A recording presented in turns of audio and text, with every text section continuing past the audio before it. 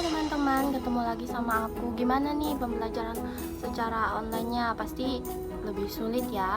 Nah, jadi aku dari melakukan suatu survei di salah satu sekolah di daerah aku, banyak banget dari teman-teman yang belum paham nih tentang materi genetika.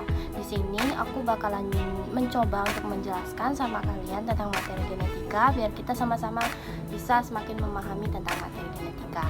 Sebelum itu aku mau perkenalkan diri dulu. Nama aku Rima Meyanti dari Pendidikan Biologi Universitas Lampung 2019 NPM 1913024008. Semoga videonya bermanfaat ya. Jadi genetika itu apa sih?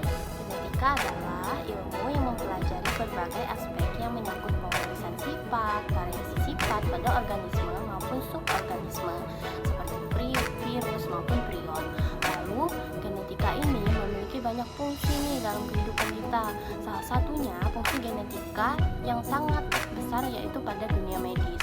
Yang pertama, kita tuh dapat mengetahui sifat-sifat keturunan kita, dan setiap makhluk yang ada di lingkungan kita juga tahu nih sifat-sifat keturunan.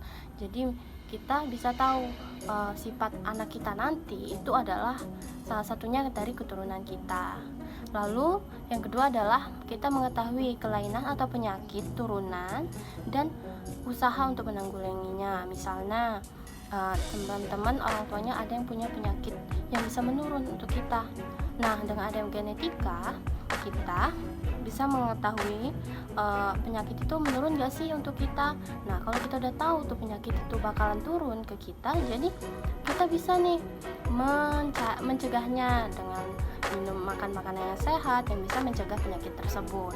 Lalu yang ketiga, menjajaki sifat keturunan seseorang, misalnya golongan darah yang biasanya diperlukan nih dalam untuk menyelidiki kriminalitas. Lalu yang keempat adalah prinsip genetika ini dikuasai untuk mempelajari sifat kejiwaan dan persarapan seseorang yang ditentukan oleh sifat keturunan, misalnya kelebihan satu jenis kromosom yang ada hubungannya dengan kelainan jiwa dan bersifat sosial dan kriminal. Nah, genetika ini memiliki komponen penyusunnya yaitu kromosom dan juga gen.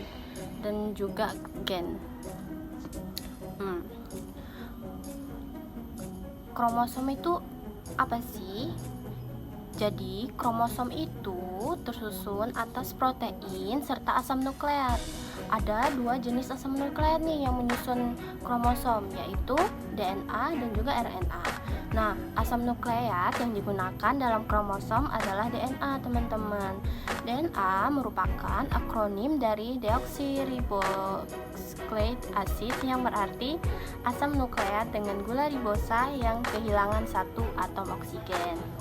Nah, protein yang menyusun kromosom adalah protein histon. Histon itu berfungsi untuk apa sih? Jadi histon itu berfungsi untuk menjadikan DNA yang sangat panjang dalam sel dapat digulung menjadi kompak dan kecil sehingga bisa masuk ke dalam sel dalam tubuh kita. Nah, jenis kromosom dalam setiap makhluk hidup itu meliputi kromosom tubuh atau sering disebut dengan autosom dan juga kromosom kelamin yaitu gonosom. Nah, kita lihat nih struktur, kita bisa mengenali kromosom itu dari strukturnya, yaitu yang paling atas itu ada telomer, lalu ada kromatid identik atau kromatid bersaudara, lalu ada lengannya. Nah, di tengah-tengahnya itu ada sentromen dan juga ada lengan panjangnya yang di dalamnya terdapat gen, teman-teman. Lalu gen merupakan unit pewarisan sifat terkecil yang dapat diturunkan kepada keturunannya. Nah, walaupun definisinya selalu berubah, tapi para ahli menyepakati bahwa gen adalah bagian dari sequence DNA yang mengkodekan RNA ataupun protein. Nah, gen ini tersusun oleh DNA, teman-teman, yang nantinya akan diekspresikan menjadi RNA, bisa mRNA, tRNA maupun rRNA ataupun yang lainnya. Nah, untuk mRNA, molekul ini akan ditranslasi menjadi protein oleh ribosom. Secara keseluruhan, proses inilah yang disebut dengan ekspresi gen.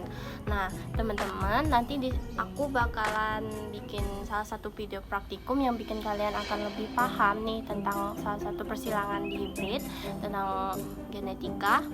Semoga aja kalian bisa memahami apa yang aku jelasin tadi ya teman-teman. Aku minta maaf kalau ada kesalahan dalam menyampaikan materi yang aku sampaikan tadi. Semoga apa yang aku sampaikan bermanfaat buat kalian semua. Aku akhiri. Wassalamualaikum warahmatullahi wabarakatuh.